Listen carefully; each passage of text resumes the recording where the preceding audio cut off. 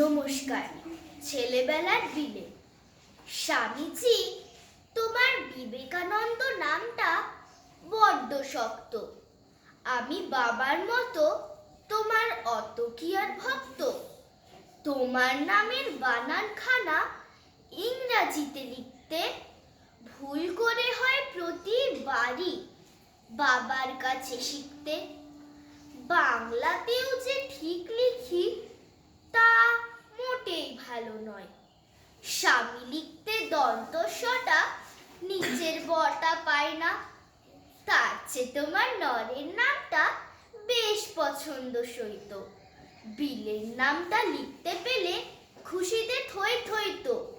ঠাকুর, মা আর তুমি যেন তিনটে নামের মধ্যে মায়ের নামটা সবচেয়ে সহজ।